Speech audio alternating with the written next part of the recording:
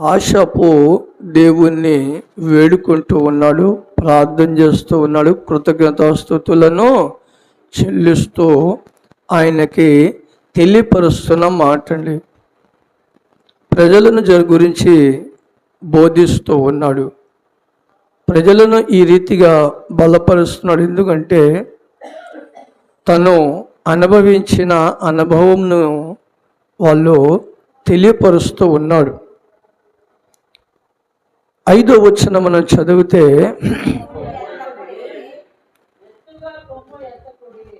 కొమ్ము ఎత్తకుడి, ఎత్తుగా ఎత్తకండి, పొగరు బట్టిన మాటలాడకుడి,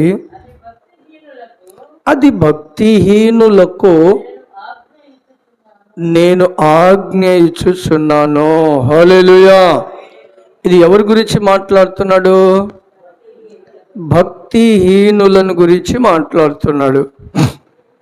భక్తిహీనులను గురించి మాట్లాడుతున్నాడండి. చాలా జాగ్రత్తగా వినాలి.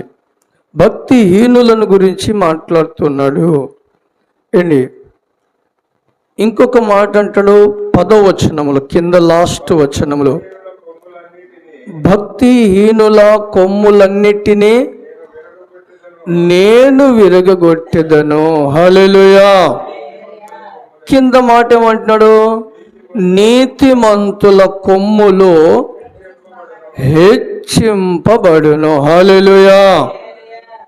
ఇక్కడ మనకు చాలా ఇంపార్టెంట్ అయిన ఏంటి, మనకు ఆధారము ఉంది. నీతిమంతుల కొమ్ములను ఆయన విరగొట్టేస్తాడండి, హెచ్చిస్తాడంట. భక్తిహీనుల కొమ్ములను విరగొట్టేస్తాడు. హల్లెలూయా. ఇప్పుడు విరగొట్టేది ఎవరు? దేవుడు. ఎవరిది? భక్తిహీనులది. మరి హెచ్చించేది ఎవరు? ఎవరి కొమ్ములను? నీతిమంతుల కొమ్ములను హెచ్చింపబడును. హల్లెలూయా. అయితే ఇక్కడ భక్తిహీనులను గురించి మనము కొద్ది విషయాలు మనము ధ్యానం చేసుకుందాము. ఏంటి? అదే కీర్తన గ్రంథము 94వ అధ్యాయము 13వ వచనాన్ని మనం చదువుకుందాము. ఇక్కడ మాట దేవుడు, పరిశుద్ధాత్మ దేవుడు గుర్తు చేశాడు. భక్తిహీనులకు గుంట త్రవ్వబడు వరకు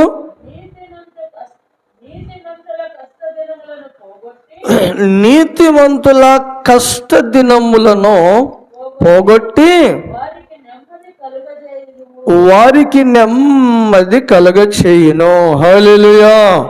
చూశాను, భక్తిహీనుల కంట గుంట త్రోయబడి ఉన్నది. గుంట త్రోయబడి ఉంది. ఎవరికి? భక్తిహీనులకు. భక్తిహీనతో ఉన్న వారికి గుంట అది త్రోయబడుతూ ఉంటుంది అంటే వారి గుంటలు వాళ్ళే తవ్వుకుంటూ ఉంటారండి. ఎవరో కాదు, వాళ్ళే తవ్వుకుంటూ ఉంటారు. ఎందుకని? వాళ్ళు భక్తిహీనతలో వెళ్ళిపోయారు. భక్తిహీనతలో వాళ్ళు వెళ్ళిపోయారు కనుక అక్కడ వారి కోసము గుంట త్రోయబడుతూ ఉందంట. హల్లెలూయా. నీతిమంతులకు కూడండి ఒకటి గమనించాలా, గుంటలో పడద్రోయబడినైనా అది వారి అంతటా వాళ్ళు కాదండి. నీతిమంతుడు కూడా గుంటలో పడిపోతే వారిని లేవనెత్తే వాళ్ళు మరొకని దేవుడు లేపుకుంటాడు. హల్లెలూయా. గుంటలో నుంచి బయటికి రావాలంటే యేషూబుని గురించి మనం చూసినప్పుడు అతను గుంటలో పడవేసేసారు. ఆయన్ని గుంటలో పడవేసేసారు. అది మన ఆత్మీయ జీవితంలో మనలను ఎవరన్నా పడేసేసారు అనుకోండి, లేపడానికి దేవుడు మనకు ఉన్నాడు. హల్లెలూయా.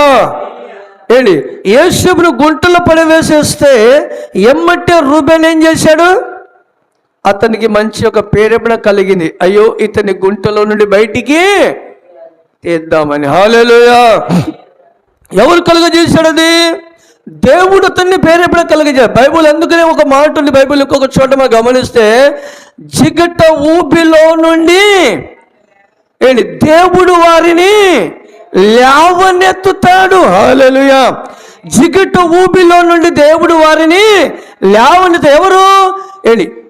ఒక వేరే వాళ్ళు వారిని త్రోసు వేసేస్తే లేపేవాడిని దేవుడు లేపుకుంటాడు. కానీ వారి అంతట్లో వారు గుంట త్రోవుకుంటే, భక్తిహీనులు వారి అంతటి వాళ్ళే తొలగిపోతుంటే వారిని ఎవరు కూడా లేపలేరు. హల్లెలూయా. లేపలేరు. ఎందుకంటే వారి గుంట వాళ్ళు త్రోవుకుంటున్నారు, వారి జోలికి ఎవరు లేరు. ఇప్పుడు అక్కడక్కడ మనం చూస్తాము, రౌడీజం చేసేవాళ్ళని చూస్తూ ఉంటాము. ఇప్పుడు ఆ రౌడీజము వారికి వాళ్ళు చేసుకున్నారా, వేరే వాళ్ళు చేస్తున్నారా? వారికి వాళ్ళే చేసుకుంటున్నారు. ఏంటి? వారికి వాళ్ళు చేసుకున్నప్పుడు వారిని ఎవరిని ఆపగలుగుతారా? వారి ఏ మనుషుడు కూడా వారిని ఆపలేరు. ఏంటి? దేవుడు కూడా వారిని ఆపలేడు. ఎందుకంటే మనము మొన్న మన ఈ పిల్లల ప్రోగ్రాంలలో మనము విజయవాడ నుంచి ఒక బ్రదర్ని పిలిపించాం. ఆయన రౌడీ, ఆయన రక్షింపబడ్డాడు. ఎప్పుడు? ఆయన భక్తిహీనతను తను తొలగించుకున్నాడు. తనతో పాటు మన గుంటూరులో ఒక రౌడీజంగా చేసిన వ్యక్తి, ఏంటి, తనతో పాటుగా ఉన్న వ్యక్తి అంట. ఆయన పేరు మనకి ఇక్కడ గుంటూరు నల్లజోలు, ఆయన పేరేంటి? డాగల్షను. మరి ఆయనకి దేవుడు రక్షించలేదే? ఆయన ఇద్దరిని పరీక్ష, ఇద్దరు రౌడీలే. కానీ ఇతన్ని రక్షించుకున్నాడు, అతన్ని ఎందుకు రక్షించలా? హల్లెలూయా. ఏంటి? లోపడ్డాడు ఆయన దేవుని యొద్దకి వచ్చాడు. తన భక్తిహీనతను పోగొట్టుకున్నాడు. అది భక్తిహీనత దూరపరిచేసాడు. అప్పుడు దేవుడు తనను రక్షించాడు. తను ఆ భక్తిహీనతను కొనసాగించాడు.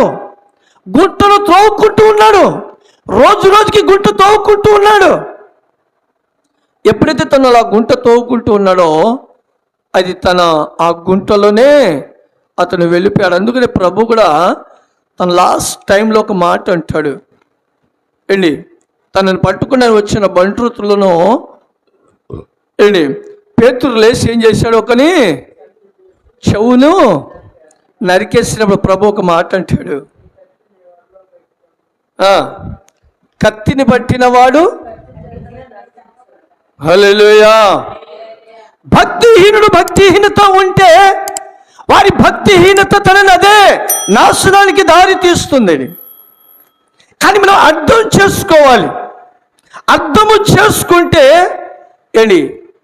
మనము నీతిమంతుల కొమ్ము హెచ్చింపబడుతుంది. హల్లెలూయా. ఏంటి? నీతిమంతుల కొమ్ము హెచ్చింపబడుతుంది. ఏంటి? అది హెచ్చింపబడాలంటే మనం ఎలా ఉండాలి? నీతిమంతులుగా మనము తీర్చబడాలి.